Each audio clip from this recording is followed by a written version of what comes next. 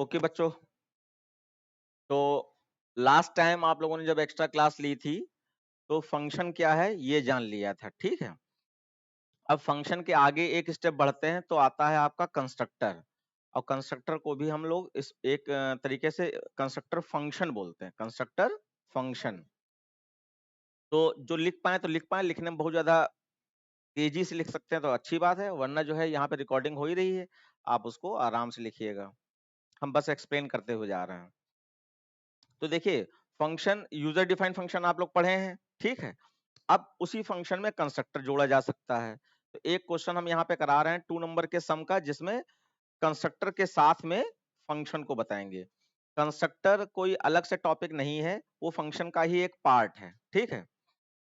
तो कंस्ट्रक्टर के बारे में पहला पॉइंट ये बताया गया, पॉइंट हम शायद सोच रहे हैं इसी में एक्सप्लेन करें तो ज्यादा अच्छा है, देख देख के समझोगी। एक प्रोग्राम में लिख रहा हूं जिसमें कंस्ट्रक्टर विद फंक्शन है, तो आपका इंपोर्ट वाली लाइन हो जाएगी।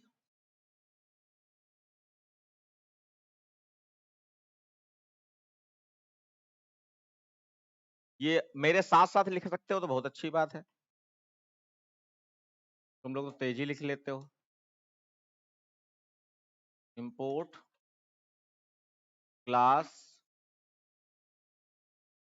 ऐड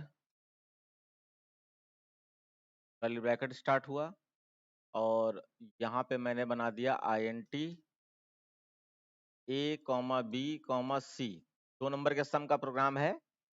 फिर हमने बनाया यहाँ पर पब्लिक ऐड, ये कंस्ट्रक्टर बना दिया,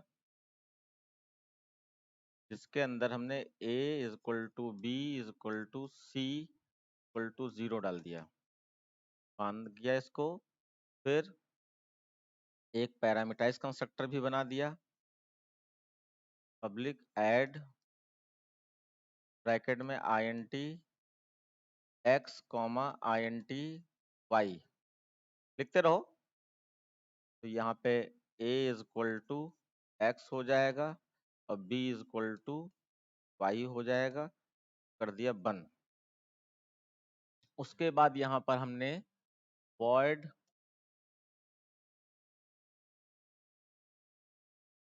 सम बना दिया, void डिस्प्ले बना दिया, डिस्प्ले void डिस्प्ले। इसके अंदर हमने C = A + B करा दिया, और SOPLN में sum = +C प्रिंट करा दिया, तो कर दिया बंद। फिर public static void main curly bracket start किया, और इसमें 2 नंबर इनपुट कराए स्कैनर लगाकर, SC = न्यू स्कैनर, और SOPLN एंटर 2 नंबर, और INT P = SC.next INT, और INT Q = SC.next INT। उसके बाद ऑब्जेक्ट बनाया क्लास का, ऐड obj = न्यू ऐड, जिसके अंदर आप P और Q को भेज देंगे। फिर obj डॉट, फंक्शन का नाम डिस्प्ले है, डिस्प्ले, और इसका ब्रैकेट लगा दिया, बंद कर दिया, पब्लिक स्टैटिक void main और क्लास।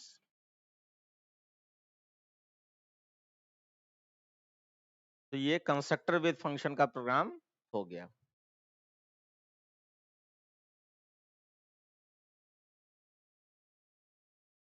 कॉपी, चलिए देखते हैं।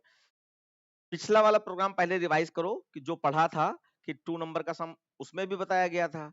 अब 2 नंबर के सम में क्या क्या रखा गया जरा याद करो एक बार। ये बिल्कुल उसी तर्ज पे नहीं बनाया है, मतलब उसी रिलेशन बस बनाने के लिए हमने बना दिया। देखिए पिछले वाले प्रोग्राम में क्लास का नाम कोई XYZ था, फिर वेरिएबल थे, वेरिएबल के बाद वॉइड इनपुट फंक्शन था जिसमें sc.next से 2 नंबर इनपुट कराए, फिर सानवी ध्यान दे रही हो, फिर वॉइड कंप्यूट था जिसमें c equal to a plus B लिखा, और फिर उसके बाद वॉइड डिस्प्ले है, वॉइड डिस्प्ले, ठीक, उसमें हमने प्रिंटिंग करा दी। और फिर यहाँ पे वर्डमेन में, पब्लिक स्टैटिक वर्डमेन में हमने क्या किया, एक ऑब्जेक्ट बनाया था, ऑब्जेक्ट के बाद ओबीजे बना लिया, फिर OBJ dot input, OBJ dot compute, OBJ dot display से तीनों फंक्शन को कॉल कर लिया था। अब जो चीजें वहां पे थी वही चीजें यहाँ पे भी है इंटरनल प्रोसेस के अंतर्गत। इंटरनल प्रोसेस क्या है कि वैल्यू वेरिएबल होना चाहिए, है, वैल्यू इनपुट होनी चाहिए, हो रही है, वैल्यू कैलकुलेट होनी चाहिए, कर रहे हैं, वैल्यू प्रिंट होनी चाहिए, प्रिंट हो रही है, बस जगह बदल दी गई, ठीक। तो अब यहाँ पर हम कंस्ट्रक्टर पे आ जाते हैं। कंस्ट्रक्टर का पहला फीचर है कि कंस्ट्रक्टर एक स्पेशल फंक्शन होता है जिसका नाम वही रखा जाता है जो क्लास का नाम होता है। इसको सुनो ध्यान से क्योंकि वो पॉइंट सारे तुम्हारे पास लिखे हुए हैं। कंस्ट्रक्टर एक special, it is a special type of function because the name of function is same as class name. It is a special type of function because the name of function is same as class name.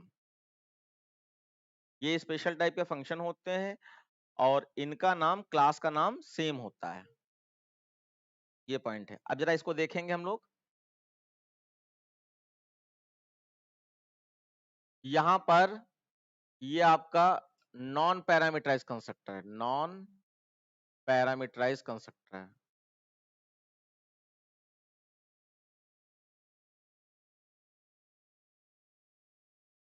Non parameterize constructor,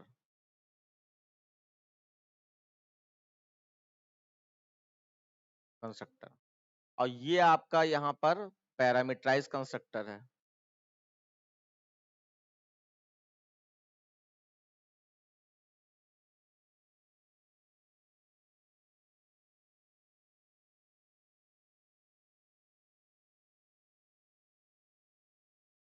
constructor है। पहला point कहा गया था कि constructor का नाम और class का नाम सेम होता है। तो देखो पहले तो ये जान लो फंक्शन कैसे पहचानेंगे, कंस्ट्रक्टर भी फंक्शन होता है।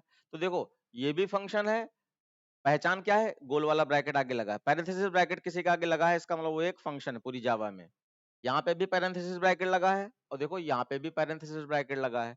तो जहां जहां पैरेंथेसिस ब्रैकेट होगा वो एक चाहे प्रीडिफाइंड हो और चाहे यूजर डिफाइंड फंक्शन है। तो अब कंस्ट्रक्टर का नाम क्लास के नाम से सेम होता है। अब यहाँ पे हम आपको वो भी बताते चल रहे हैं difference between constructor function and normal function या ऑर्डिनरी फंक्शन।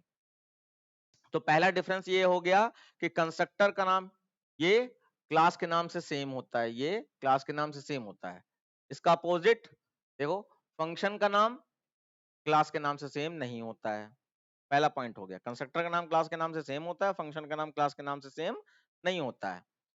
फिर दूसरा, कंस्ट्रक्टर का बेसिकली यूज क्या है, क्यों बनाया गया है, इसको जरा गौर करो। कंस्ट्रक्टर क्यों बनाया गया, लिखने के चक्कर में तुम लोग ऐसा ना हो समझ ना पाओ, क्योंकि 1 घंटा और दे देना, दोबारा रिपीट हो जाएगा, याद हो जाएगा, है ना।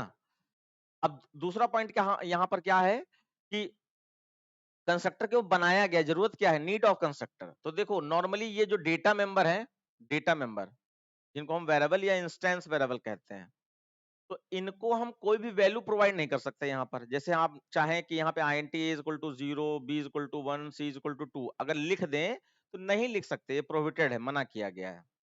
तो फिर अब हमें तो वैल्यू चाहिए प्राइम नंबर में c is equal to 0 या फैक्टोरियल वैल्यू में f is equal to 1 चाहिए, और उसका प्रोग्राम इसमें हम बना रहे हैं, तो वो वैल्यू कहाँ डाली जाए, बस इसी के लिए कंस्ट्रक्टर बनाया गया कि जो ग्लोबल वेरिएबल हैं इनमें इनिशियल वैल्यू क्या रहे और इनिशियल वैल्यू कहाँ प्रोवाइड की जाए, डाली जाए, उसी के लिए कंस्ट्रक्टर बनाया गया। अब देखो यहाँ पे क्या हो रहा है, यहाँ पे 0 डाला गया है, यहाँ पे क्या हो रहा है, एक्स वाई में जो वैल्यू आई होगी वो वैल्यू ए और बी को प्रोवाइड की जा रही है। एक्स वाई में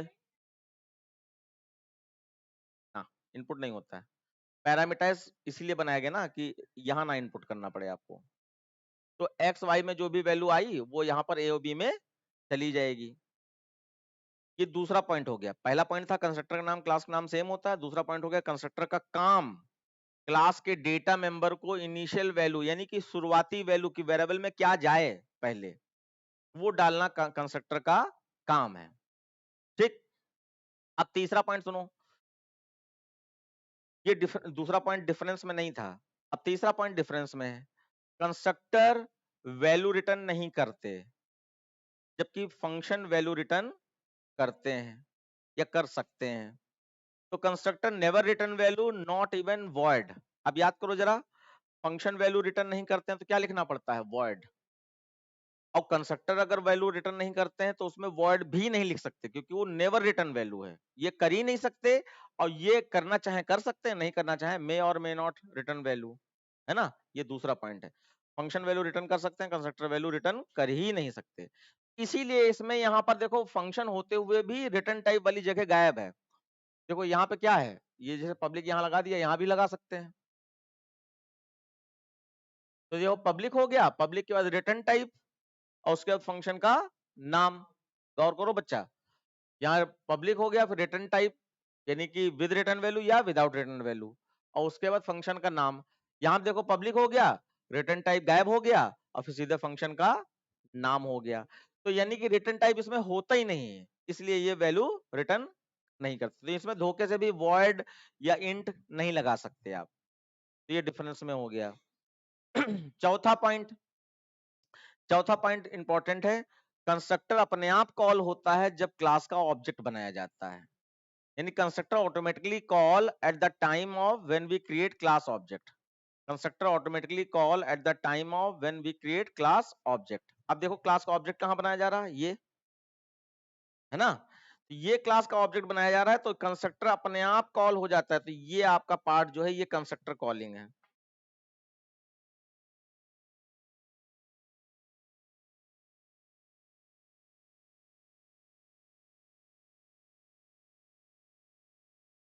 ये कंस्ट्रक्टर कॉलिंग है। फंक्शन ऑब्जेक्ट क्लास का ऑब्जेक्ट बनाते समय लास्ट में जो क्लास का नाम लिखा जाता है वही पार्ट कंस्ट्रक्टर को कॉल कर रहा होता है। ये कंस्ट्रक्टर कॉलिंग यहां से हो रही है। तो चौथा पार्ट हो गया। पांचवा फीचर्स क्या है? कंस्ट्रक्ट, ये डिफरेंस में आता है। अच्छा हाँ, ये भी डिफरेंस में था कि कंस्ट्रक्टर तो ऑटोमेटिकली कॉल हो जाता है जब क्लास का ऑब्जेक्ट बनाया जा रहा होता है, लेकिन फंक्शन ऑटोमेटिकली कॉल नहीं होते हैं। फंक्शन को ऑब्जेक्ट के द्वारा कॉल कराया जाता है। Function call by class object. Constructor को अपने आप कॉल किया जाता है, हो जाता है, और फंक्शन क्लास के ऑब्जेक्ट के द्वारा कॉल किए जाते हैं। फिर उसके बाद जो है छठा पॉइंट क्या है? छठा पॉइंट है कि कंस्ट्रक्टर को डिक्लेयर करते समय पब्लिक एक्सेस स्पेसिफायर लगाया जाता है। पब्लिक एक्सेस स्पेसिफायर लगाया जाता है। जैसे यहाँ पर पब्लिक लगा हुआ है, यहाँ पर पब्लिक लगा जाए है। जबकि फंक्शन को डिक्लेयर करते समय आप पब्लिक, प्राइवेट, प्रोटेक्टेड तीनों लगा सकते हैं। जरूरत के हिसाब से पब्लिक भी लगा सकते हैं, पब्लिक डिस्प्ले या पब्लिक वर्ड डिस्प्ले या प्राइवेट वर्ड डिस्प्ले या प्रोटेक्टेड वर्ड डिस्प्ले, तीनों लगा सकते हैं। कंस्ट्रक्टर में सिर्फ पब्लिक लगा सकते हैं, वो भी ऑप्शनल है। अगर पब्लिक नहीं लगाते हैं तो बाय डिफॉल्ट वो डिफॉल्ट एक्सेस स्पेसिफायर कहा जाएगा। अगर पब्लिक नहीं लगाते हो तो वो डिफॉल्ट एक्सेस स्पेसिफायर कहा जाएगा। बस हो गए इसके कंस्ट्रक्टर के फीचर्स। अब खाली इसको ये क्या हो रहा है इसको देख लो। तीसरी एक डेफिनेशन यहाँ पे है कंस्ट्रक्टर ओवरलोडिंग। कंस्ट्रक्टर ओवरलोडिंग तीसरी डेफिनेशन है। तो कंस्ट्रक्टर ओवरलोडिंग का मतलब होता है when we make more than one constructor. देखो इधर, एक दो, when we make more than one constructor with different parameter list। इसमें कुछ है, इसमें कुछ है ही नहीं, या होता तो कुछ और होता। different parameter list in a program, then it is called constructor overloading। when we make more than one constructor in a class with different parameter list, then it is called constructor overloading। तो constructor overloading. अच्छा, यहाँ पे हमें बताना था इसलिए हमने दोनों बता दिए, क्योंकि दो होते हैं। There are two type of constructor, non parameterize और पैरामीटराइज कंस्ट्रक्टर। तो दोनों बताने थे इसलिए बता दिए, वरना दोनों तुम्हारे आएंगे ही नहीं कभी, सिर्फ डेफिनेशन में कंस्ट्रक्टर ओवरलोडिंग पूछा जा सकता है। तो आपको क्या करना है, यहां से लगाकर यहां तक प्रोग्राम बनाकर नीचे डॉट डॉट डॉट करके क्लास बंद कर देना और इनको दिखा देना कि यही कंस्ट्रक्टर ओवरलोडिंग है, कुछ भी। अब देखो ये प्रोग्राम कैसे चल रहा है। पैरामीटर का मतलब था वर्डमेन से वैल्यू भेजी जाएगी, पैरामीटर का मतलब था वर्डमेन से वैल्यू भेजी जाएगी। जब दोनों कंस्ट्रक्टर होते हैं, यानी कि नॉन पैरामीटराइज और पैरामीटराइज दोनों कंस्ट्रक्टर होते हैं, तो बच्चों ये पॉइंट याद रखने वाला है कि आपको पैरामीटराइज कंस्ट्रक्टर को फोकस करना है, नॉन पैरामीटराइज कंस्ट्रक्टर को फोकस नहीं करना है। अगर दोनों कंस्ट्रक्टर है तो यहाँ पे कंस्ट्रक्टर अपने आप कॉल होता है ना, तो पैरामीटराइज कंस्ट्रक्टर को कॉल करवाना है, डिफॉल्ट कंस्ट्रक्टर को कॉल नहीं करवाना है। तो इसीलिए यहाँ पे पैरामीटराइज कंस्ट्रक्टर को कॉल कराया जा रहा है। अब याद करो, पैरामीटर का मतलब था कि वर्डमेन से वैल्यू भेजनी है, तो यहाँ पे इस कंस्ट्रक्टर को दो वैल्यू चाहिए, तो इसीलिए हमने स्कैनर वाली लाइन यहाँ लगाई, क्योंकि कंस्ट्रक्टर तो यहीं से वर्डमेन से ही कॉल होता है। तो इसीलिए हम यहाँ कंस्ट्रक्टर में वैल्यू भेजने के लिए दो वैल्यू इनपुट कर रहे हैं। तो हमने पी और क्यू में दो वैल्यू, दो नंबर इनपुट किए, और जैसे ऑब्जेक्ट वाली लाइन बनाई, ये कंस्ट्रक्टर कॉल हो गया। तो यहाँ से जंप करके वो सीधे यहाँ पर आएगा और P वाली वैल्यू X में, Q वाली वैल्यू Y में दे देगा, और फिर उसके बाद ये P Q की वैल्यू जो X Y में आई है वो A और B को प्रोवाइड हो जाएगी, काम खत्म।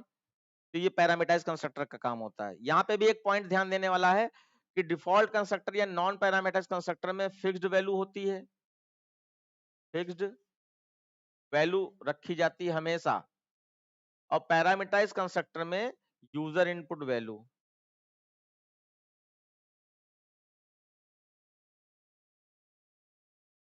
पैरामीटराइज कंस्ट्रक्टर में यूजर इनपुट वैल्यू होती है, और आपका नॉन पैरामीटराइज कंस्ट्रक्टर में फिक्स्ड वैल्यू होती है। तो देखो ये ए बी की वैल्यू पहुंच गई, फिर वर्क कराने के बाद चाहे कंस्ट्रक्टर हो चाहे फंक्शन हो, वापस लौट के वहीं आता है जहां से कॉल हुआ था, तो यहाँ लौट आएगा।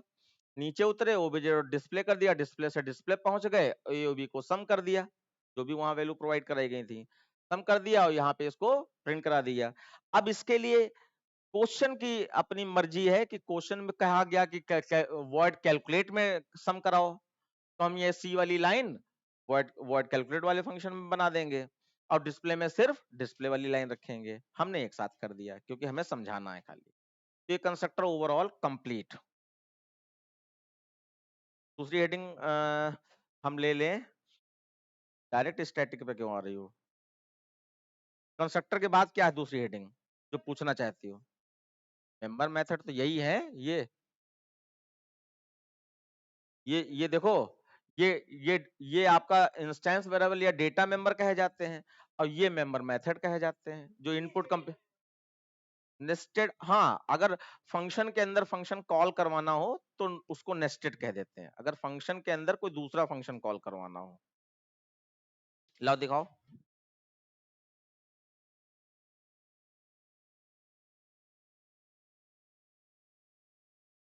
हाँ देखो, ये कॉल करवा दिया गया है, ये सेमी पैरामीटर करके जो है वो इसके अंदर से कॉल करवा दिया गया। चलो हम इसमें समझा दे रहे हैं ये चीज।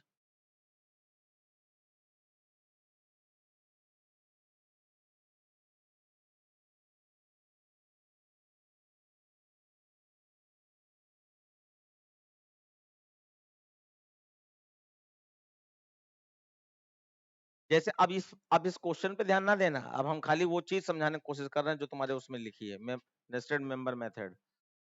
तो जैसे कि हमारा जो सम वाला फंक्शन है, उसके लिए हमने आईएनटी सम नाम का फंक्शन बनाया, और इसमें हमने क्या किया, c is equal to a plus b किया, और उसके बाद रिटर्न सी कर दिया, रिटर्न सी,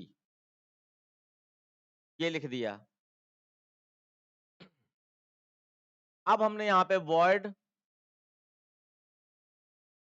वर्ड डिस्प्ले बनाया, वर्ड डिस्प्ले, और इसके अंदर हमने क्या किया, I N T x is equal to sum, और ब्रैकेट खोला बंद किया, सेमीकोलन, और S O P L N sum is equal to plus x को कर दिया बंद। हाँ, अभी भी धोखे से ही सही ये प्रोग्राम बिल्कुल सही चलेगा। कैसे, ध्यान देना। वैल्यू इनपुट की, कंस्ट्रक्टर कॉल किया, फोटो भी खींच सकते हो डायरेक्ट, काहे इतना मेहनत कर रहे हो, अगर फोन है तो। कंस्ट्रक्टर कॉल किया, यहां गए, वैल्यू प्रोवाइड करा दी, वैल्यू प्रोवाइड करने के बाद वापस आए, OBJ dot display function call कर दिया, डिस्प्ले से डिस्प्ले पे आए। अब डिस्प्ले में हमने क्या किया, डिस्प्ले में हमने क्या किया कि ये फंक्शन कॉल कर दिया, function calling.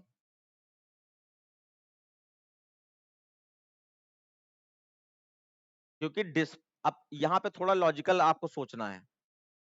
Display function call कर दिया, डिस्प्ले काम क्या होता है, प्रिंट करना, और प्रिंट क्या करवाना है यहाँ पे, सम। तो सम तो किया ही नहीं अभी हमने, सीधे डिस्प्ले पे कॉल कर दिया, सम तो किया ही नहीं। तो इसीलिए इसके अंदर से सम फंक्शन कॉल किया गया। सम कहां हो रहा है, सम फंक्शन में हो रहा है ना। तो देखो ये फंक्शन कॉल करने का सिंटेक्स क्या है, ये फंक्शन वैल्यू रिटर्न कर रहा है, ये दिखाई पड़ रहा है ना, ये आईएनटी लिखा है, इसका मतलब फंक्शन वैल्यू रिटर्न कर रहा है। तो पहले क्या लिखा जाता है, पहले एक वेरिएबल का नाम लिखा जाता है जिसमें वैल्यू रिटर्न होके आएगी। पहले एक, इसको समझो, लिखना नहीं बिल्कुल। पहले एक वेरिएबल का नाम लिखा जाता है जिसमें वैल्यू रिटर्न होकर आएगी, वो हमेशा लोकल वेरिएबल कोई भी डिक्लेयर कर दिया जाता है तुरंत के तुरंत। तो उसके बाद अब इक्वल साइन लगाकर फिर फंक्शन कॉलिंग लिखी जाती है, यानी इक्वल साइन से पहले वो हिस्सा है जिसमें वैल्यू रिटर्न होके आएगी, इक्वल साइन के बाद वो हिस्सा है जो फंक्शन को कॉल कर रहा है। तो यहाँ पे जैसे डिस्प्ले में नीचे उतरोगे तो ये सम फंक्शन कॉल है, हो रहा है। यहाँ पे देखो ये भी फंक्शन कॉल हो रहा है, ओबीजे डॉट डिस्प्ले, और ये भी फंक्शन कॉल हो रहा है। दोनों में अंतर क्या है, ये ऑब्जेक्ट के द्वारा कॉल हो रहा है और ये नेस्टेड मेथड द्वारा कॉल हो रहा है, कि एक नॉर्मल फंक्शन के अंदर से कोई दूसरा नॉर्मल फंक्शन कॉल करवाया जा रहा है। तो यहाँ से ये सम, इतना पोर्शन जो है, ये सम आपका कॉल हुआ, यहाँ जम करके यहाँ गए, कॉल हुआ तो वहां जाइए, वहां गए, और वहां पे ए बी में जो वैल्यू थी वो सी में हमने सम कर ली और सी को रिटर्न किया, तो ये रिटर्न होकर वापस लौट के वहीं आता है जहां से कॉल हुआ था। तो ये आएगा और उसके इक्वल साइन से पहले जो भी वेरिएबल होगा उसमें वैल्यू प्रोवाइड करा देगा। और बाई चांस अगर ये वर्ड से होता, वर्ड से, अगर ये वर्ड से होता तो फिर ये वाला पोर्शन जो दूसरा पार्ट है ये वाला, ये नहीं होता, सिर्फ इतना ही होता, सिर्फ इतना ही होता, फंक्शन कॉलिंग होती। क्योंकि फंक्शन वैल्यू रिटर्न नहीं कर रहा है तो रिटर्न वाला पूरा हिस्सा गायब। अब ये वैल्यू रिटर्न कर रहा है इसलिए int x is equal to लिखा गया है। अगर वैल्यू यहाँ पे वर्ड्स होता, वैल्यू रिटर्न नहीं करता तो हम कुछ नहीं लिखते, सिर्फ सम कॉल करते, सम। तो ये आपका नेस्टेड फंक्शन हो गया। तो ये देखो इसने सम कॉल किया, सम हो गया, वापस यहाँ आए, x में वैल्यू आ गई c की। नहीं तो वो ग्लोबल वेरिएबल है ना, हम वॉइड से बनाएंगे तब भी सी तो ग्लोबल वेरिएबल है ना, तो उसमें तो वैल्यू आई चुकी है। तो एक तरीका है उसको वैल्यू रिटर्न करके हम एक्स में ला रहे हैं, एक तरीका है सी में वैल्यू आई चुकी है, सीधे एसओपीएलएन सी प्रिंट करा देंगे, बस सिर्फ फंक्शन कॉल करेंगे यहाँ से, वैल्यू रिजल्ट तो सी में ही है। अब यहाँ पे एक्स जो प्रिंट करा रहे हैं वो एक्स में कौन सा रिजल्ट आया, सी वाली वैल्यू तो आई है। तो ये वर्ड से भी हो सकता है और आईएनटी से भी हो सकता है। तो अपने उसमें जो क्वेश्चन लिखा है अब जरा उसको देखने की कोशिश करो, अपने देखने की कोशिश करो क्या हुआ होगा, जिसके अंदर से कॉल कराया गया है उस पर गौर करो।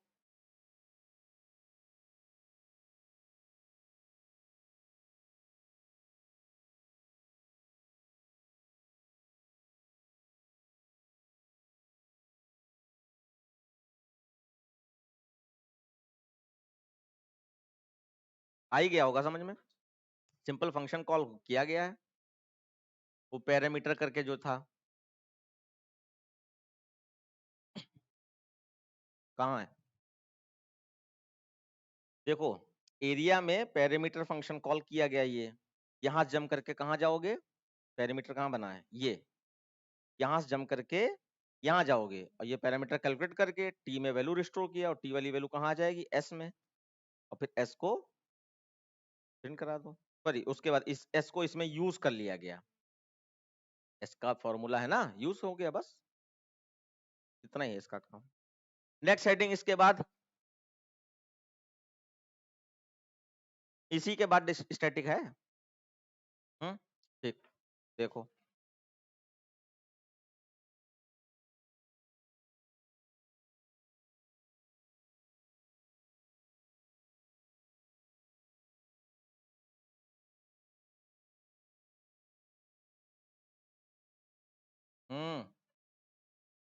सच्ची में पहली बार तुमने हमारा जो है खर्चा बचाने की कोशिश की।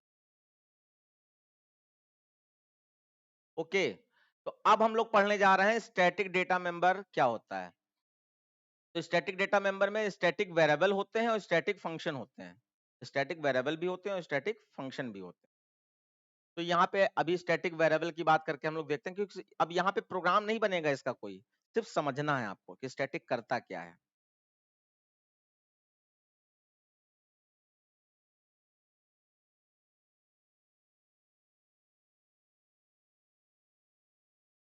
देखिए स्टैटिक में सपोज दैट आपने यहाँ पे एक क्लास बनाई,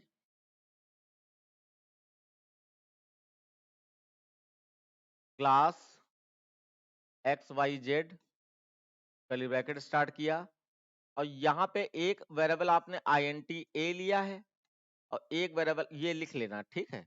और ये एक वेरिएबल आपने वैसे लिख तो बाद में ही सकते हो, लेकिन अभी अभी समझो, लिख तो बाद में सकते हो। स्टैटिक, स्टैटिक लिया है क्योंकि ये समझने वाली बात है। स्टैटिक आईएनटी बी, ठीक है। फिर यहाँ पे इनपुट फंक्शन बनाया, कंप्यूट फंक्शन बनाया, डिस्प्ले फंक्शन बनाया, सब बना दिए। अब आपने बनाया पब्लिक स्टैटिक वर्ड में, तो स्टैटिक वर्ड में, और यहाँ पे आपने बनाया क्लास का object X Y Z OBJ equal to new X Y Z. जो भी तुम्हारे उसमें बुक में प्रोग्राम दिया गया होगा उससे रिलेट करने की कोशिश करना है आपको। और फिर आपने ये मान लीजिए OB1 है, और ये आपने एक्स वाई जेड OB2 बना दिया, एक्स वाई जेड। अब जरा देखो, जब हम ये वेरिएबल्स को इन ऑब्जेक्ट के द्वारा यूज करेंगे फंक्शन के अंदर, कोई फंक्शन बनाएंगे ना, इनपुट कंप्यूट डिस्प्ले, तो इन वेरिएबल्स को इन फंक्शन में जब यूज करेंगे तो क्या होगा, इनके स्टैटिक होने पर ये इतना हो गया, ये बंद,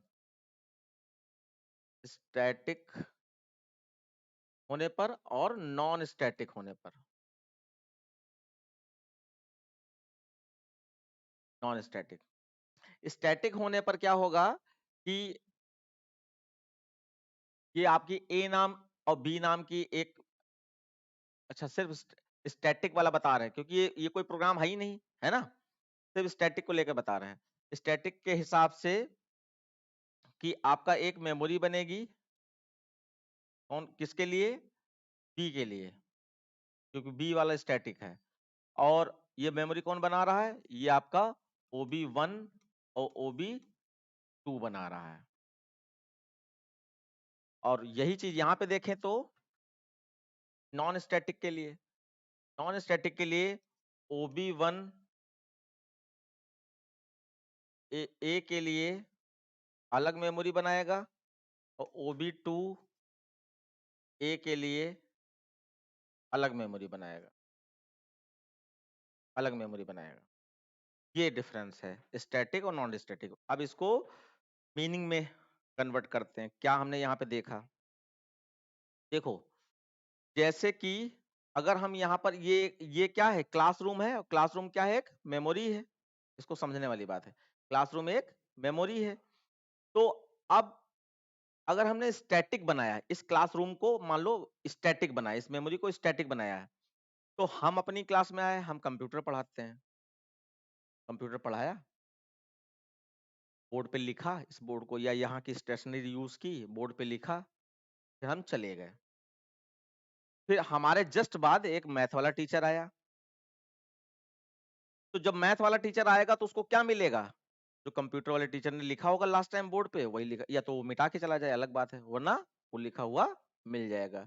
यानी कि पहले वाले टीचर ने जो भी किया उसका सारा प्रभाव दूसरे वाले टीचर, उसने गंदगी फैला दी या उसने बोर्ड खराब कर दिया, कुछ भी कर दिया, दूसरे वाले टीचर को मिला। क्यों, क्योंकि मेमोरी एक ही है, उसी मेमोरी को कंप्यूटर टीचर भी यूज कर रहा है, उसी मेमोरी को मैं टीचर भी, तो जो पहले आएगा उसका प्रभाव दूसरे वाले के ऊपर पड़ेगा। तो अब यहाँ पे हम इसके कंप्यूटर की मीनिंग में हम बता दे रहे हैं। स्टैटिक वेरिएबल में क्या होता है कि स्टैटिक वेरिएबल के लिए मेमोरी क्लास के अगर एक से अधिक ऑब्जेक्ट बनाए गए, ऑब्जेक्ट क्या है, ये कंप्यूटर टीचर है, ये मैथ टीचर है, तो एक से अधिक अगर ऑब्जेक्ट बनाए गए हैं तो मेमोरी एक ही बनेगी, उसी मेमोरी को OB1 भी यूज करेगा और उसी मेमोरी को OB2 भी यूज करेगा। अब सपोज दैट एग्जांपल समझ लो, मान लीजिए आपने यहाँ पे कोई कंप्यूट नाम का फंक्शन बनाया, तो OB1 ने जब उसको कंप्यूट को कॉल किया और ए में सपोज दैट किसी इनपुट फंक्शन में 5 स्टोर कर रखा था, ए में आपका 5 स्टोर कर रखा था, ये सिर्फ समझने वाली बात है। अब OB1 डॉट कंप्यूट हमने कॉल किया और उसमें ए को प्लस प्लस करा दिया, तो ए की वैल्यू 5 थी, 6 हो जाएगी, 6 हो जाएगी। अब फिर हमने उसके बाद OB2 को कॉल किया और OB2 से कंप्यूट फंक्शन को ही कॉल कर दिया, तो OB2 में ए माइनस माइनस करा दिया, तो क्योंकि मेमोरी एक ही है तो उसको मिलेगा 6। ओरिजिनल वैल्यू क्या थी, 5 थी जब इनपुट की गई थी, और OB1 ने उसको प्लस प्लस करके 6 बना दिया, तो OB2 को 6 ही मिलेगा क्योंकि एक ही मेमोरी है, और 6 को माइनस माइनस करके वो फिर से 5 बना देगा। अब ये जो 5 बन गया है, ये सिर्फ OB2 की वैल्यू नहीं है, OB1 को भी 5 ही मिलेगा। अब डिस्प्ले कराया, OB1 dot display, OB2 dot display, दोनों से क्या होगा, 5 ही प्रिंट हुआ। लास्ट टाइम क्या हुआ था, OB2 ने इसको माइनस माइनस बी को करा दिया था, तो ये 6 से फिर से 5 हो गया था। तो यहाँ पे कॉन्सेप्ट सिर्फ इतना है स्टैटिक वेरिएबल का, कॉन्सेप्ट में एक ही मेमोरी हर ऑब्जेक्ट बनाता है। उसमें डेफिनेशन कुछ ऐसे है, it shares common memory to all object of class. Common memory को क्लास के सारे ऑब्जेक्ट यूज करते हैं, और किसी एक ऑब्जेक्ट द्वारा किए गए कुछ भी वर्क का प्रभाव, इफेक्ट दूसरे ऑब्जेक्ट के वर्क पे पड़ेगा। ये खास बात इसमें बताई गई। अब नॉन स्टैटिक वेरिएबल समझ लेते हैं, जो कि हम लोगों को यूज करने हैं प्रोग्राम में परमानेंट। नॉन स्टैटिक वेरिएबल में क्या होगा बच्चों कि एक ये नॉन स्टैटिक वेरिएबल है ना, जिसमें स्टैटिक नहीं लगा वो नॉन स्टैटिक, जिसमें स्टैटिक लगा वो स्टैटिक। तो नॉन स्टैटिक वेरिएबल में अगर एक से अधिक ऑब्जेक्ट बनाएंगे तो हर ऑब्जेक्ट अलग अलग मेमोरी बनाएगा एक ही, यानी कि अब कंप्यूटर टीचर का अलग क्लासरूम है और मैथ वाले टीचर का अलग क्लासरूम है। मैथ वाला अपना आएगा, मैथ पढ़ाएगा, उसको कंप्यूटर वाला कोई बोर्ड पे लिखा हुआ नहीं मिलेगा, और कंप्यूटर वाला आएगा अपना कंप्यूटर पढ़ाएगा, तो क्योंकि मेमोरी अलग अलग है। हम्म तो अब ये अपनी मेमोरी में कुछ भी चेंज करे तो उसका कोई भी लेना देना इस वाले एक ही मेमोरी में नहीं पड़ेगा। ये कुछ चेंज करेगा तो उसका कोई प्रभाव इस पे नहीं पड़ेगा, बस इतना ही है इसका, स्टैटिक और नॉन स्टैटिक में। स्टैटिक कॉमन मेमोरी बनाता है, उसी को सारे ऑब्जेक्ट शेयर करते हैं आपस में, और नॉन स्टैटिक में सेपरेट मेमोरी बनाता है और अलग अलग वर्क करवाता है। अब पूछो, अब जैसे इसमें OB1 ने ए में 5 स्टोर कराया था और इसमें OB1 ने ए में 6 स्टोर कराया, तो ये 5 भी बना रहेगा और 6 भी बना रहेगा। OB1 डॉट डिस्प्ले ए को करोगी तो 5 प्रिंट होगा, OB2 डॉट डिस्प्ले ए को करोगी तो 6 प्रिंट होगा, और इसमें जो लास्ट में वैल्यू आई होगी OB1 OB2 के वर्क करने के बाद वही प्रिंट होगी, क्योंकि दोनों के पास सेम मेमोरी है। आगे है, आगे है, आगे है। हाँ, दूसरा ये पॉइंट बहुत इंपॉर्टेंट तुमने पूछ दिया, जो क्लास वेरिएबल कहे जाते हैं वही स्टैटिक वेरिएबल कहे जाते हैं, दोनों नाम सेम है, क्लास वेरिएबल या स्टैटिक वेरिएबल। तुम चाय पी के नहीं आई क्या, पीती नहीं हो? अरे कोई एनर्जी ड्रिंक पी के आना चाहिए था, बड़े कुछ पूछ ही नहीं रही हो।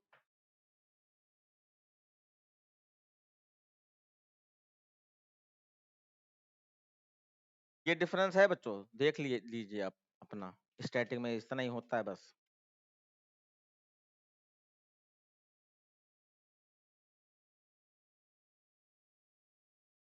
अब इसके बाद एक और पॉइंट डिस्कस कर लेते हैं, ये जो फंक्शन बनाए जाते हैं word input, word compute, word display, उसमें भी स्टैटिक लगाया जा सकता है। इसको खाली सुन लो और चाहे लिखना चाहो लिख भी लेना। देखो पहले समझ लो कि किसी फंक्शन में public static void input, public static void compute, public static void display। तो static लगा दिया, तो ये सारे static function हो गए।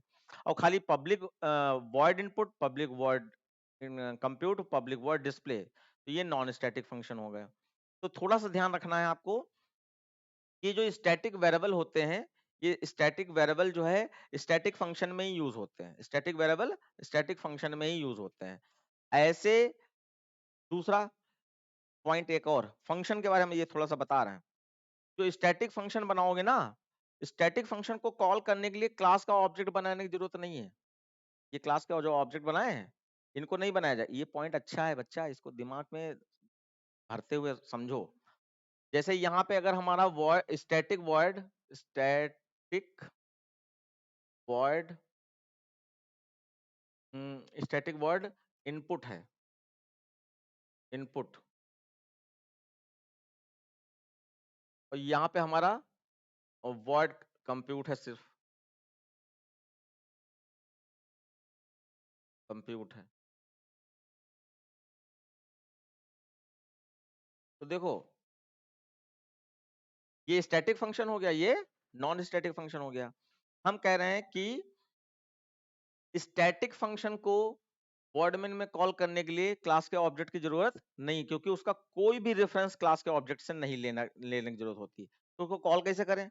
तो कॉल ऐसे करें, ये इनपुट फंक्शन को हम कॉल ऐसे करेंगे, क्लास के नाम के द्वारा X Y Z dot input,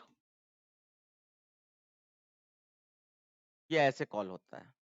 और नॉन स्टैटिक फंक्शन तो आपको पता ही है, ओबीजे या ओबी1 डॉट कंप्यूट,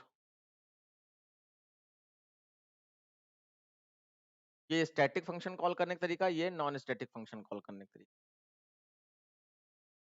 इसमें इसमें ऑब्जेक्ट भी नहीं बनेगा, और सेकंड वाले में करेंगे, इसीलिए ओबी1 लिखा हमने। सेकंड वाले में ऑब्जेक्ट क्रिएट हो रहा है, फर्स्ट वाले में ऑब्जेक्ट भी क्रिएट नहीं हो रहा है, क्योंकि ऑब्जेक्ट से कॉल ही नहीं करना है, तो ऑब्जेक्ट बनाएं क्यों?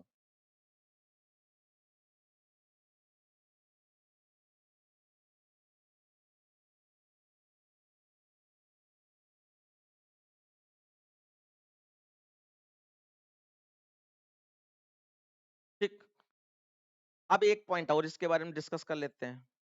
फंक्शन दो तरीके हैं, स्टैटिक और नॉन स्टैटिक। तो देखो, स्टैटिक फंक्शन के अंदर नॉन स्टैटिक फंक्शन कॉल हो सकता है। जैसे अभी नेस्टेड फंक्शन पढ़ा था ना, एक फंक्शन के अंदर दूसरा फंक्शन कॉल करना। तो स्टैटिक फंक्शन के अंदर नॉन स्टैटिक फंक्शन कॉल हो सकता है, यानी कि हम यहाँ पे कंप्यूट कॉल कर सकते हैं, कंप्यूट। लेकिन कैसे? With the help of class object, जो क्लास का जैसे ऑब्जेक्ट बनाते हैं, ये ओबीजे वाला, इसकी मदद से कॉल करते हैं। यानी यहाँ पर हम ओबीजे करके कुछ भी लिखें, डॉट कॉल कर सकते हैं। फिर से एक बार सुनेंगे, non static function static function में कॉल हो सकते हैं with the help of class object. Class object का हेल्प लेकर हम नॉन स्टैटिक फंक्शन को स्टैटिक फंक्शन में कॉल कर सकते हैं। अब इसका उल्टा क्या होगा कि नॉन स्टैटिक फंक्शन को स्टैटिक फंक्शन में तो कॉल कर सकते हैं, लेकिन स्टैटिक फंक्शन को नॉन स्टैटिक में कॉल नहीं कर पाओगे। इसका उल्टा है, स्टैटिक फंक्शन को नॉन स्टैटिक फंक्शन में कॉल नहीं कर पाओगे। बस, ओवर, ये वाला टॉपिक।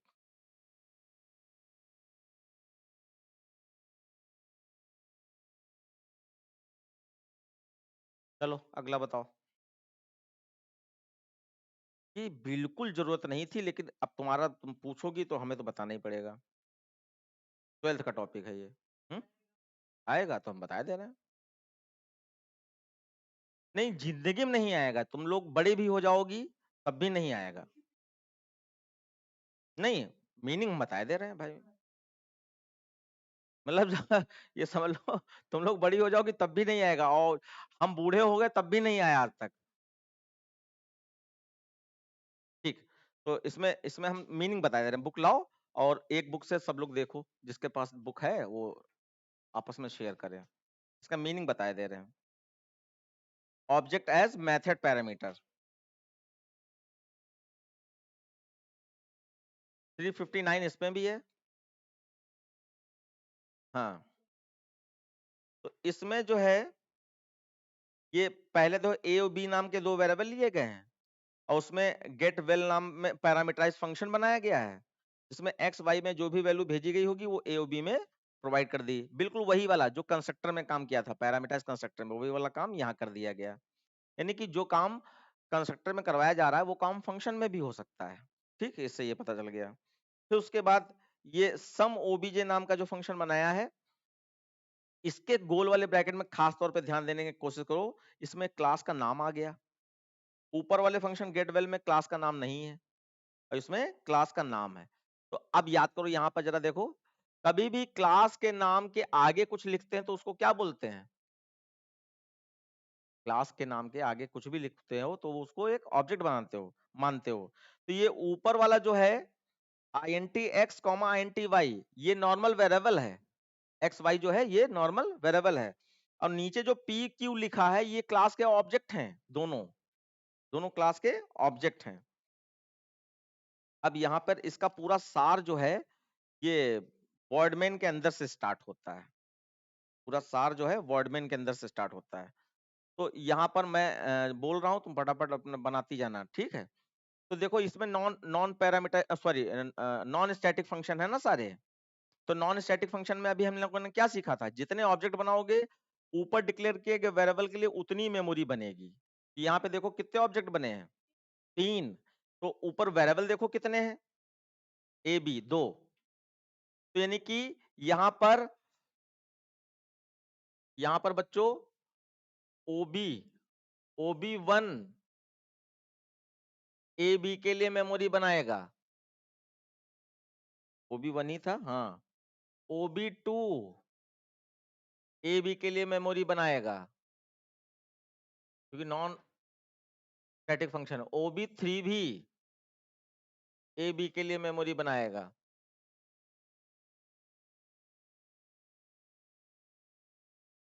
ये मेमोरी का खेल है खाली यहाँ पर, और नॉन स्टैटिक हम समझ ही चुके हैं मेमोरी अलग बनती है। अब वर्डमैन से समझो जरा, OB1 dot Getwell function call हुआ सबसे पहले, दिखाई पड़ रहा है? OB1 dot Getwell function call हुआ, इसमें क्या भेजा गया, 2 और 3।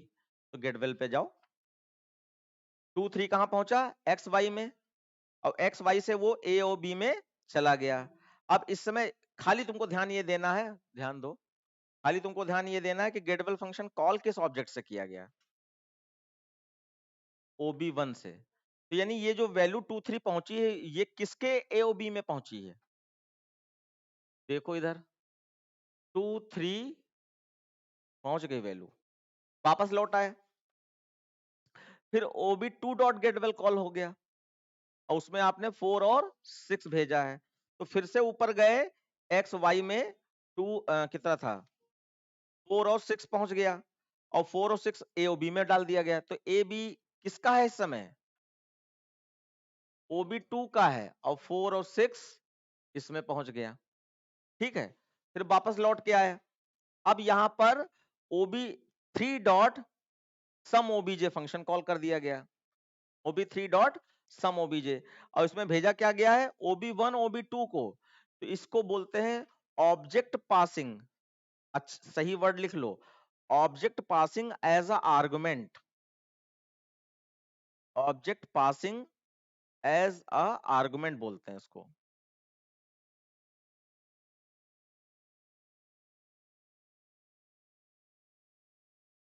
अब जरा ध्यान दो कि फंक्शन कॉल करते समय जो भी हम लोग वैल्यू भेजते हैं वैसे तो वो एक्चुअल पैरामीटर कही जाती हैं, लेकिन दूसरे जनरल शब्दों में उसको आर्गुमेंट कहा जाता है, आर्गुमेंट। तो आर्गुमेंट के रूप में कौन भेजा जा रहा है, ऑब्जेक्ट भेजे जा रहे हैं। नॉर्मली क्या होता है आर्गुमेंट के रूप में वेरिएबल्स भेजे जाते हैं, वैल्यूज भेजी जाती हैं, जैसे कि ऊपर 2 3 और ये 4 6 भेजे गए हैं। लेकिन यहाँ पे क्या भेजा जा रहा है, ऑब्जेक्ट भेजे जा रहे हैं। तो ये जब ऑब्जेक्ट के थ्रू वैल्यू जा रही है तो स्टोर भी तो ऊपर ऑब्जेक्ट में ही होनी चाहिए। अब जाओ कम ओबीजे, तो यहां पर आपको पी क्यू क्या है, एक ऑब्जेक्ट है। तो OB1 ने अपनी वैल्यू किसको दे दी, पी को, पी ऑब्जेक्ट को, और OB2 ने अपनी वैल्यू दे दी क्यू था ना, हाँ क्यू ऑब्जेक्ट को। अब इसके अंदर वर्क कर लेते हैं। अब देखो यहाँ पर ये डॉट ऑपरेटर जो है ये डिफरेंस करने के लिए खाली यूज किया जा रहा है, डिफरेंशिएट करने के लिए कि कौन सा ए किसका है, क्योंकि ए इसके पास भी है और ए बी इसके पास भी है, तो कौन सा ए बी किसका है ना। तो अब जरा ध्यान देना, OB1 की वैल्यू किसके पास आई, पी के पास। अब जरा नीचे लाइन पे ध्यान करो और उसमें वैल्यू भी लिख लेना। यस, दोनों हैं, क्योंकि ऑब्जेक्ट सारे वेरिएबल के लिए एक साथ में मेमोरी बना सकता है। तो देखो पी डॉट ए जब लिखा है तो जरा इसको स्क्रीन को देख के बताओ पी डॉट ए में कौन सी वैल्यू पहुंची होगी, लिख लो वहां पे छोटा सा 2। और क्यू डॉट ए 4, बिल्कुल सही। पी डॉट ए लिखा है तो 2 पहुंचेगा ये वाला, और क्यू डॉट ए लिखा है तो 4 पहुंचेगा, ऐड करके अब ए में रिजल्ट ले लो। अब ये जो ए में रिजल्ट गया है ना, ये किस में गया होगा, ये इसमें गया होगा, क्योंकि ये फंक्शन जो है ये क्या कहते हैं सम ओबीजे, ये कॉल किससे किया गया, जरा देखो पीछे।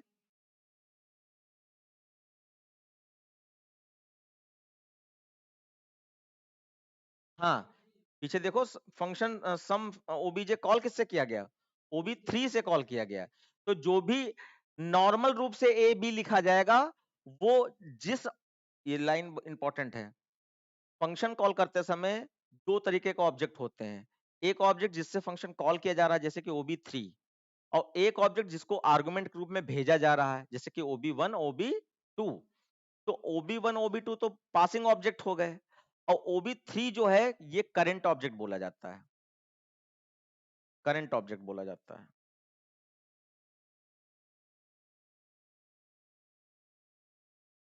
तो ये जो भी रिजल्ट, अब रिजल्ट अगर हम लोकल वेरिएबल में ले लेते कोई, जैसे इंट एक्स और वाई करके कुछ ले लेते, तब तो ये OB3 में रिजल्ट नहीं आता है, लेकिन ये रिजल्ट ए और बी में ही ले रहे हैं, तो ए बी इसमें ये किसका होगा, रिजल्ट वेरिएबल इसका होगा, ये 6 इसमें पहुंचेगा। फिर देखो देखो नीचे B is equal to P dot B plus Q dot B, तो पी डॉट बी में आपका जो है 3 आ जाएगा, और क्यू डॉट बी में 6 आ जाएगा, और ये किस में चला गया, बी में, और ये कितना आया था 9, ये आपका OB3 में पहुंच जाएगा।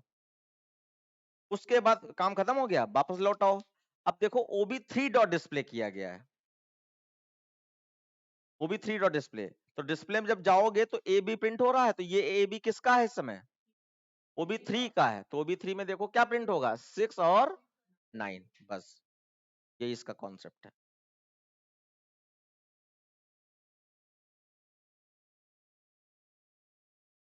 हाँ, तब भी कर सकते हैं, वो भी हो जाएगा।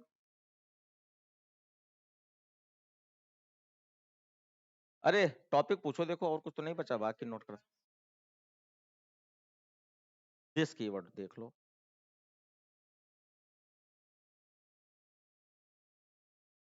तो इन्होंने जब पढ़ाया होगा तो कुछ बताया तो होगा। अरे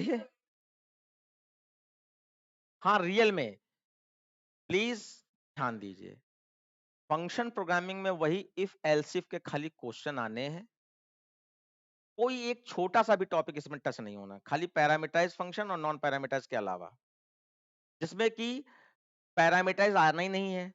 10-20 साल हो गए हैं, नॉन पैरामीटराइज ही आया है, पैरामीटराइज सिर्फ पढ़ाया जाता है, आया नहीं आज तक, है ना। तो इसके इससे भी निश्चिंत रहो, वही word input, word compute, word display, compute वाले में इफ एल्स इफ का प्रोग्राम बना दो, डिस्प्ले में प्रिंट करा दो, बस खत्म। ये सिर्फ थ्योरी पर्पज से है कि what do you mean by this keyword, what is the use of static keyword, ऐसे करके।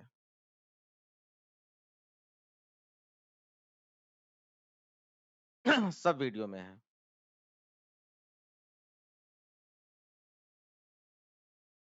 लो देखें दिस कीवर्ड वाला कौन सा है। हम्म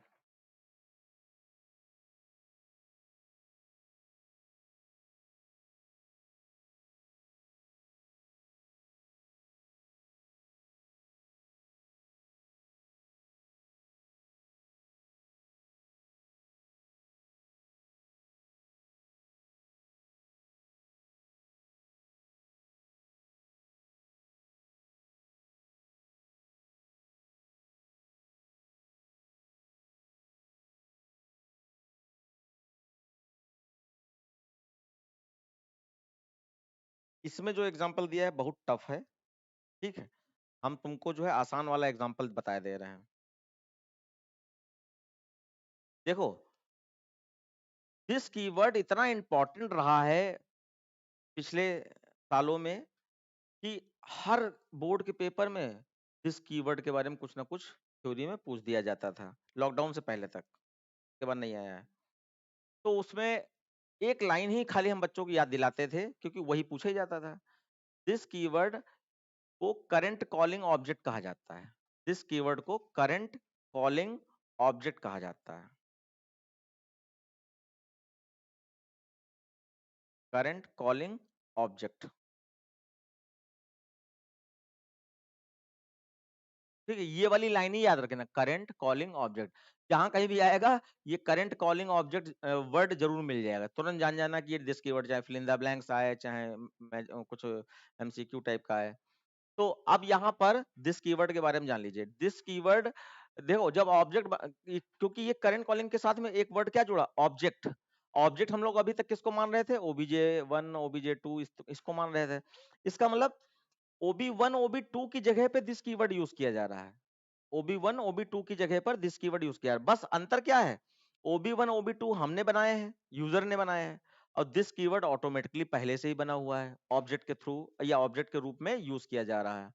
तो यहाँ पे एक छोटा सा कॉन्फ्लिक्ट है ना, उसको हम दूर कर दे रहे हैं इसमें, कि जैसे आपने क्लास XYZ बनाया, ठीक है, कर्ली ब्रैकेट खोला, यहाँ पे INT A comma INT sorry INT A comma B लिख देते हैं, हो गया। उसके बाद एक कंस्ट्रक्टर बनाया चाहे फंक्शन बनाया, मैं यहाँ पे हल्का सा कंस्ट्रक्टर बनाता हूँ, पब्लिक पब्लिक XYZ, और यहाँ पे हमने INT A comma INT B। अब यहाँ पर, अब देखो इधर समझो जरा, अगर हमने पैरामीटर कंस्ट्रक्टर का काम क्या था कि पैरामीटर में जो भी वैल्यू आई है वो ग्लोबल वेरिएबल को दे दें, अभी पहले उसमें देखा था। तो अगर हमने यहाँ पे INT A B की जगह पर INT X और Y लिया होता, INT X INT Y लिया होता तो कोई दिक्कत ही नहीं थी, A is equal to X हो जाता और B is equal to Y हो जाता, वैल्यू पहुंच गई, काम खत्म। अब कॉन्फ्लिक्ट क्या है, हमने XY नाम रखा ही नहीं, हमने नाम रख दिया A और B। अब जरा वैल्यू डाल के देखो, इसकी वैल्यू इसको चली जाए और इसकी वैल्यू इसको चली जाए, क्या लिखोगे,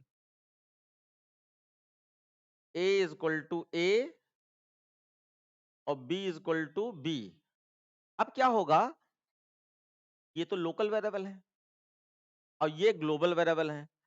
ऑब्जेक्ट किसके लिए रिस्पॉन्सिबल होता है, ग्लोबल वेरिएबल के लिए, लोकल से उसको कोई लेना देना नहीं, खाली वो बीच में काम करवा ले और फिर उसको भूल जाए।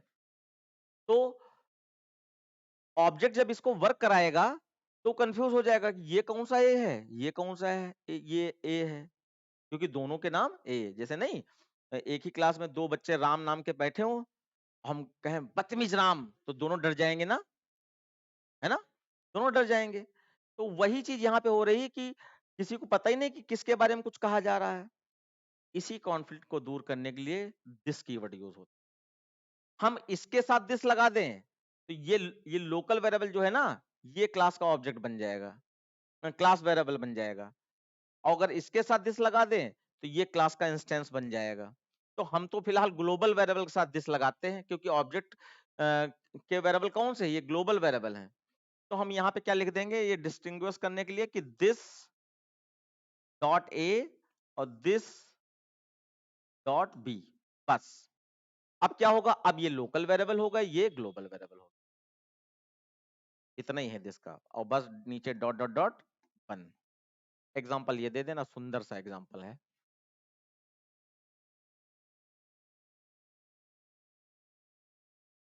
और यही वहां पे भी नाटक किया गया, लेकिन वहां पे बहुत कॉन्फ्लिक्ट कर दिया गया, मतलब काफी डेंजर स्थिति बना दिया गया, बच्चा समझे कैसे। लेकिन मीनिंग इसका तो आप समझ गए होंगे कि सेम वेरिएबल होने पर जो ऑब्जेक्ट के वेरिएबल हैं उनको डिफरेंशिएट करने के लिए कि वो लोकल वेरिएबल से अलग हैं, दिस कीवर्ड यूज करते हैं ऑब्जेक्ट वाले इंस्टेंस वेरिएबल या ग्लोबल वेरिएबल के लिए।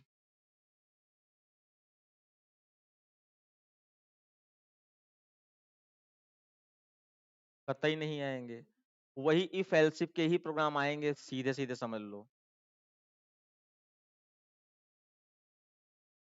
इफ एल्स इफ वाला खाली आएगा, क्योंकि टीचर टीचर जो है कोई भी हो, अम, वो बोर्ड के ही क्वेश्चंस को फॉलो करता है। जो बोर्ड में आए हुए हैं क्वेश्चन, उन्हीं को फॉलो करता है। और बोर्ड में इफ एल्स इफ के अलावा कोई क्वेश्चन आए ही नहीं। वही tax, discount, electricity bill, telephone bill, यही सब आते हैं।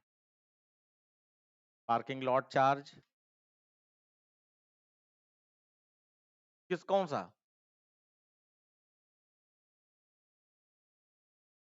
देखें, हाँ, जिसको उन्होंने कह दिया उसको रट लेना। या रट काहे लोगी यार, कौन नहीं समझ में आ रहा है बताओ।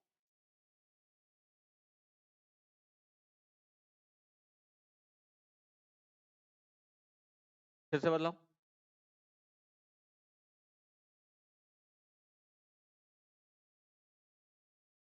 स्ट्रिंग वेरिएबल का नाम के रूप में यूज कर रही हो क्या?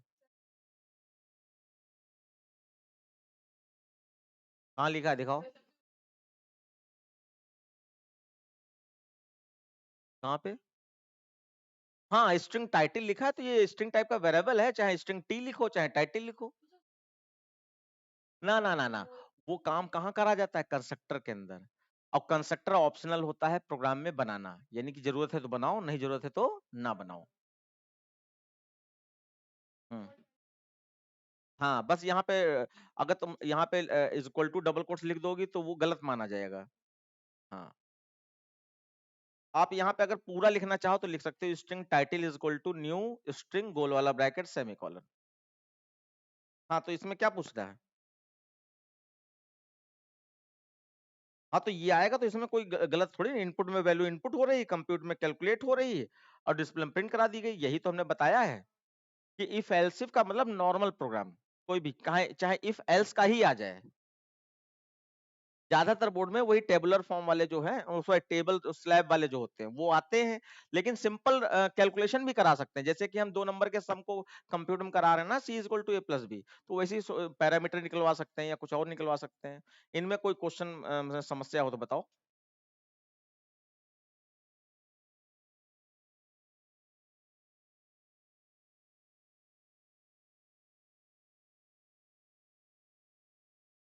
वैसे वासवी की ही दम थी, ये क्लास अरेंज हो गई। क्यों? क्योंकि इसने इतना गंदा मुंह बना के कहा, सर कुछ भी नहीं समझे में आया, जाने क्या पढ़ाया। हमने कहा तब तो नरक हो जाएगा, बच्चा फेल ही हो जाएगा। इसलिए हमने कहा क्लास करवा दीजिए।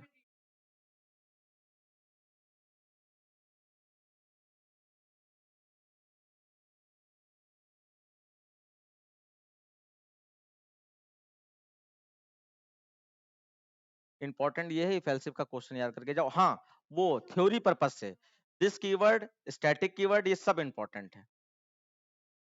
दिस कीवर्ड, स्टैटिक कीवर्ड जरूर आएंगे। हम्म। हम्म। हम्म। क्या है?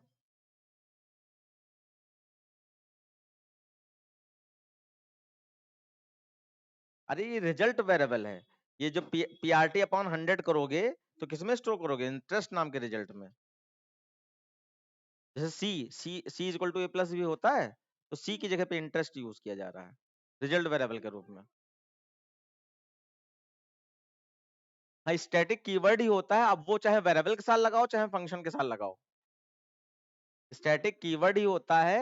वो चाहे वेरिएबल के साथ लगाओ, चाहे फंक्शन के साथ लगाओ। कौन सा फर्स्ट चैप्टर?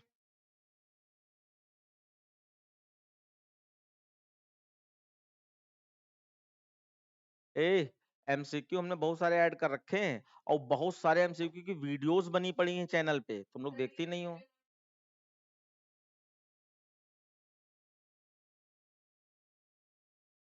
और फंक्शन में एरे नहीं आता है। आने का आ सकता है अगर चाहे, कोई भी प्रोग्राम बना। नहीं, कोई भी प्रोग्राम आ सकता है, लेकिन वो तुम्हारा उसमें फॉर्मेट नहीं है। हम्म। देखो देखो, टॉपिक का नाम क्या है?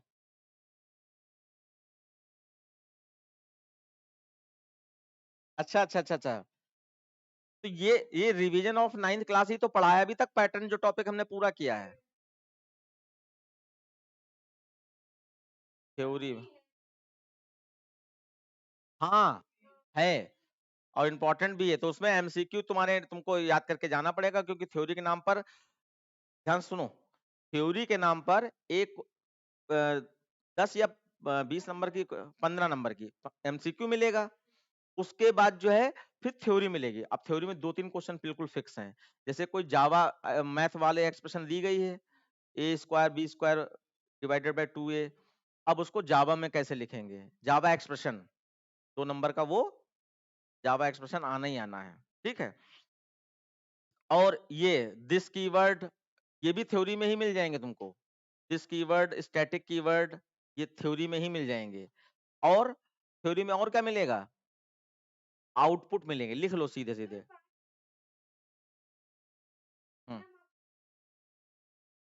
कितने नंबर का पेपर है, तो इसलिए अब ये सब वो उनके हिसाब से है, हम तो बोर्ड के हिसाब से बता रहे हैं। अच्छा, इंपॉर्टेंट में एक कन्वर्जन मिल जाएगा तुमको, चाहे टर्नरी ऑपरेटर का इफ एल्स इफ में, चाहे इफ एल्स इफ का टर्नरी ऑपरेटर में, और इसका उल्ट थोड़ा अलग और बढ़े तो लूपिंग का कन्वर्जन, डू वाइल को वाइल फॉर में, ये वाला आ जाएगा।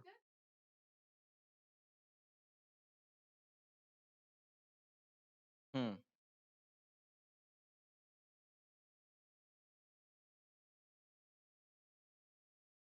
हाँ तो वो नंबर प्रोग्रामिंग हो सकता है, ठीक, सीरीज प्रोग्रामिंग हो सकता है। तो अभी क्या किया था, पढ़ा नहीं था तुमने अच्छा, तुम तो आई नहीं रही थी क्लास में, हमने ये सब पूरा कराया है।